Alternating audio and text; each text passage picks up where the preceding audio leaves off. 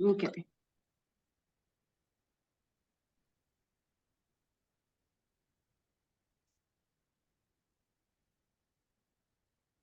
Oke, 3, 2, 1.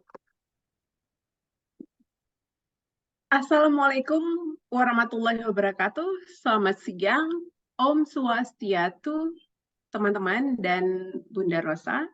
Izinkan kami dari kelompok 4 untuk memaparkan presentasi materi perkuliahan Pancasila modul ke-6 dengan judul Implementasi Pancasila dalam Perundang-undangan dan Kebijaksanaan Negara yang disusun oleh saya sendiri, Tirahmah, dan Saya Putri Syafia.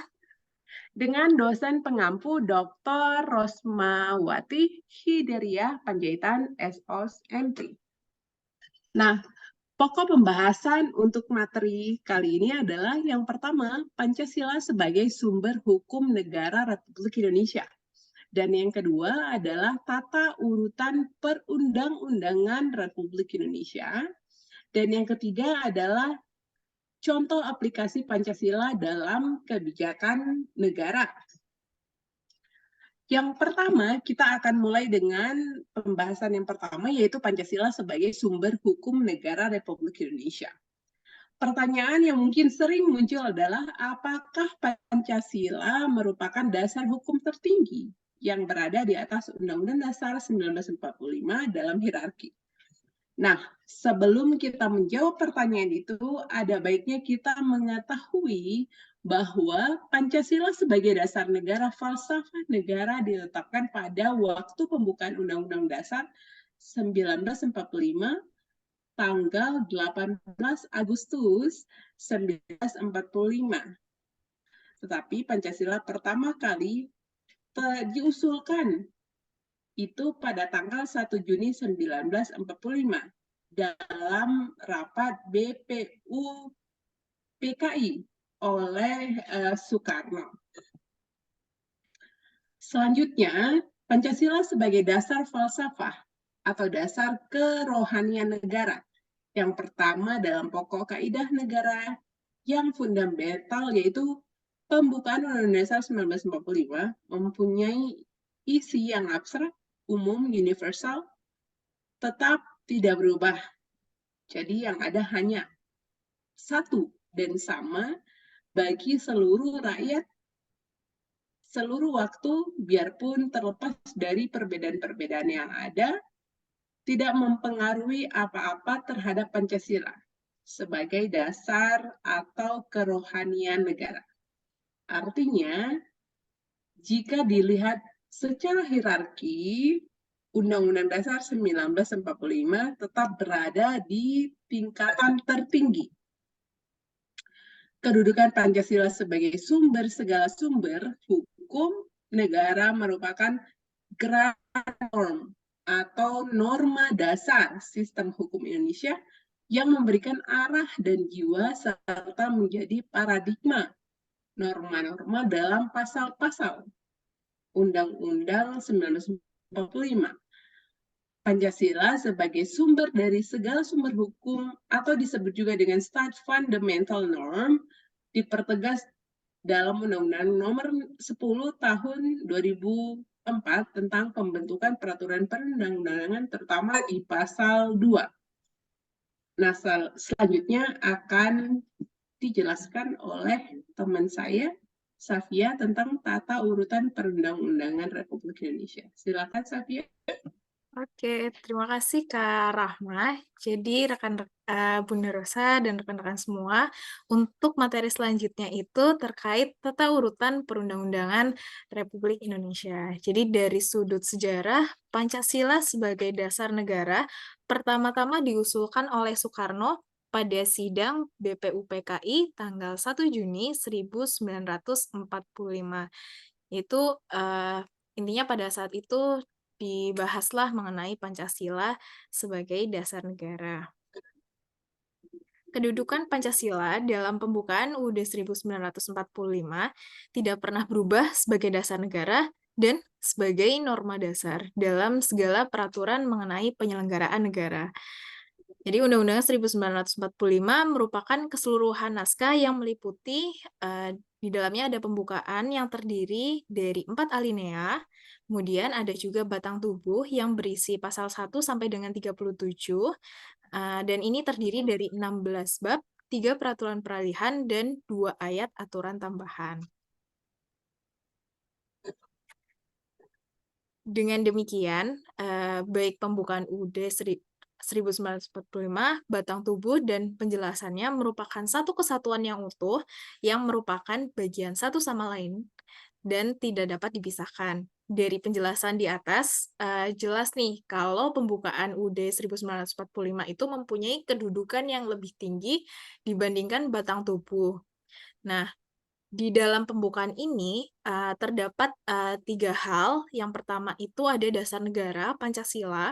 Kemudian yang kedua ada fungsi dan tujuan bangsa Indonesia. Yang ketiga ada bentuk negara Indonesia.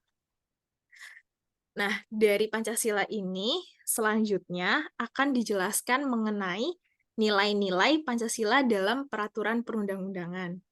Penjelasan mengenai nilai-nilai ini akan disampaikan oleh Kak Rahma. Pada Kak Rahma, dipersilakan. Oke, terima kasih Safia. Safia telah menjelaskan tentang latar belakang tata urutan perundang-undangan RI. Nah, selanjutnya adalah nilai-nilai Pancasila dalam peraturan perundang-undangan. Nah, terdapat 5 nilai Pancasila dalam peraturan perundang-undangan. Yang pertama adalah nilai ketuhanan yang Maha Esa. Nilai ketuhanan yang Maha Esa merupakan landasan spiritual, moral, dan etik, serta satu ciri pokok dalam negara hukum Pancasila, di mana adanya jaminan terhadap kebebasan beragama atau freedom of religion. Artinya, semua bangsa Indonesia memiliki hak untuk memeluk agama pun sesuai dengan kepercayaan masing-masing. Dan yang kedua adalah nilai-nilai kemanusiaan, yaitu nilai kemanusiaan yang adil dan beradab menunjukkan bahwa manusia diakui dan diperlakukan sesuai dengan harkat dan martabatnya sesuai Tuhan yang Maha Esa. Dan yang ketiga adalah nilai persatuan, di mana sila ini mengandung nilai bahwa Indonesia merupakan yang menempatkan persatuan, kesatuan, serta kepentingan dan keselamatan bangsa dan negara di atas kepentingan pribadi dan golongan. Nilai yang keempat adalah kedaulatan rakyat. Nilai persatuan Indonesia bersumber pada asas kedaulatan rakyat serta menentang segala bentuk feodalisme, totaliter, dan kediktatoran oleh mayoritas maupun minoritas. Dan nilai yang terakhir adalah keadilan sosial. Sila keadilan sosial bagi seluruh Indonesia menunjukkan bahwa manusia Indonesia menyadari hak dan kewajiban yang sama untuk menciptakan keadilan sosial dalam masyarakat Indonesia. Selanjutnya, materi selanjutnya akan diteruskan oleh Safia. Silakan, Safia. Oke, terima kasih Kak Rahma. Oke, teman-teman semua, tadi kan kita udah belajar tentang Pancasila sebagai sumber segala sumber, terus kita juga udah dijelaskan nih sama Kak Rahma, ada nilai-nilai yang terkandung gitu ya Kak, di pembukaan UUD 1945. Nah, dari dua hal tersebut, selain kita juga sebagai negara hukum, peraturan-peraturan itu memiliki tata urutan. Jadi, tata urutan ini diatur dalam Undang-Undang Nomor 12 Tahun 2011. Berdasarkan ketentuan undang-undang tersebut, jenis dan hierarki peraturannya itu yang pertama ada Undang-Undang Negara Republik Indonesia tahun 1945. Ini merupakan peraturan tertinggi yang menjadi dasar dari aturan-aturan selanjutnya. Yang kedua ada ketetapan MPR. Untuk ketetapan MPR sendiri ini, memiliki 2 sifat, yaitu ada ketetapan dan keputusan. Untuk ketetapan, dia itu mengikat, ke dalam dan keluar majelis, sedangkan yang keputusan itu mengikat ke dalam majelis. Kemudian yang ketiga ada undang-undang dan perpu. Untuk undang-undang itu dibentuk oleh DPR dan dengan persetujuan dari presiden. Kemudian ada juga jenis perundangan yang lain yang setara dengan UU itu ada perpu. Jadi ini ditetapkan oleh presiden, namun, pada ihwal yang terpaksa. Nah, perpu ini, juga bisa nantinya dinaikkan menjadi dilegalkan atau dikuatkan menjadi undang-undang dengan persetujuan DPR. Namun apabila DPR itu tidak setuju dengan Perpu, maka Perpu tersebut, harus dicabut dan tidak berlaku. Kemudian yang keempat ada peraturan presiden.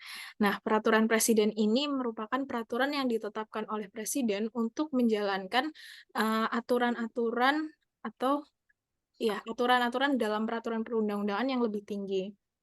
Kemudian yang kelima ada peraturan daerah provinsi. Peraturan ini dibentuk oleh DPRD provinsi, dan disetujui oleh, gubernur. Kemudian yang terakhir ada peraturan daerah kabupaten atau kota, itu dibentuk oleh DPRD kabupaten atau kota dan disetujui oleh bupati. Kemudian untuk selanjutnya ada, eee asas, yang dicerminkan dari peraturan perundang-undangan. Yang pertama itu ada pengayoman, kemudian kedua kemanusiaan, ketiga kebangsaan, keempat kekeluargaan, kelima kenusantaraan, keenam Bhinneka Tunggal Ika, tujuh keadilan, 8 kesamaan kedudukan dalam hukum dan pemerintahan, 9 ketertiban dan kepastian hukum, dan atau yang ke-10, keseimbangan, keserasian, dan keselarasan. Jadi dalam, membuat peraturan perundang-undangan harus memperhatikan asas-asas, ini. Kemudian, selanjutnya kita akan membahas mengenai implementasi Pancasila, dalam berbagai bidang. Di sini bidang yang kita, angkat adalah Polexosbud Hankam. Jadi implementasi Pancasila, yang pertama itu contohnya dari politik. Jadi diharapkan pengembangan politik di negara itu harus didasari oleh moralitas. Hal ini juga disebutkan di UUD 1945 pasal 26 ayat 1, 27 ayat 1, dan 28 huruf J. Jadi, peraturan atau kebijakan yang dibuat oleh negara itu harus memperhatikan, rakyat, eee, bahwa rakyat itu merupakan pemegang kekuasaan atau kedaulatan. Kemudian di bidang ekonomi, implementasi Pancasila, diutamakan itu, menganut sistem ekonomi kerakyatan. Hal ini, disebutkan dalam pasal UUD 1945, pasal 27 ayat 2, 33 ayat 1, dan 34 ayat 2. Jadi, diharapkan dapat menciptakan sistem perekonomian yang bertumpu pada kepentingan rakyat dan berkeadilan. Kemudian yang ketiga, itu implementasi Pancasila dalam bidang sosial dan budaya. Jadi, nilai yang tumbuh dan berkembang di Indonesia itu harus mewujudkan pengembangan masyarakat dan kebudayaan Indonesia. Untuk dasar hukumnya sendiri itu ada 29 ayat 1, 31 ayat 1, dan 32 ayat 6. Kemudian di bidang Hankam, pada intinya peraturan yang, dibuat itu digunakan untuk mengatur ketertiban warga dalam rangka melindungi hak-hak warga. Nah, kalau tadi itu contoh implementasi Pancasila dalam Polexosbud Hankam, selanjutnya akan dijelaskan implementasi Pancasila dalam kebijakan negara oleh Kak Rahma. Pada Kak Rahma dipersilakan. Nah, terima kasih Safia. Berarti implementasi Pancasila itu dapat diterapkan dalam berbagai bidang ya, Ya, betul Kak. which is salah satunya itu mungkin selain di bidang kebudayaan bisa di bidang ekonomi. Betul. Nah, menurut saya itu kalau di bidang ekonomi apa tuh contohnya? Wah, kalau di bidang ekonomi, kalau yang ngena di saya itu operasi salah satunya, Kak. Selain koperasi, Misalnya, mungkin Kak Rahma bisa bantu kasih contoh yang lain, Kak, buat saya. ya contoh paling sederhana cinta produk lokal kali ya. Oh ya, bener banget, Kak. Cinta produk lokal yang kualitasnya sebenarnya nggak jauh beda sih sama produk-produk yang fancy dan konon katanya eksklusif itu. Jadi membeli produk dalam negeri itu termasuk implementasi Pancasila dalam bidang ekonomi yang bisa kita terapkan sebagai warga negara Indonesia. Jadi, nah, Safia, Safia suka pakai produk branded dari luar negeri atau lebih prefer produk dalam negeri nih? Kadang pakai produk dari luar negeri sih, Kak, kadang.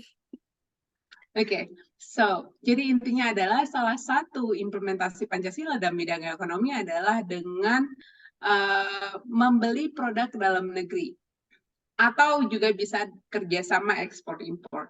Jadi itu adalah satu contoh bagaimana kita bisa menerapkan nilai Pancasila sebagai bangsa Indonesia. Right? So itu kira-kira kurang lebih paparan kita hari ini untuk modul perkuliahan yang ke-6 ya Safira ya? Yang Ya, ke-6 nggak sih? Ya, yang ke-6. Oke, baik, terima kasih. Sekian dari kami. Apabila ada pertanyaan, silakan diajukan di forum dan nanti kita akan mencoba menjawab. Terima kasih semuanya. Dengan saya Tirahma dan saya Putri Syafia. terima kasih. Assalamualaikum warahmatullahi wabarakatuh. Sampai jumpa. Bye. Oh.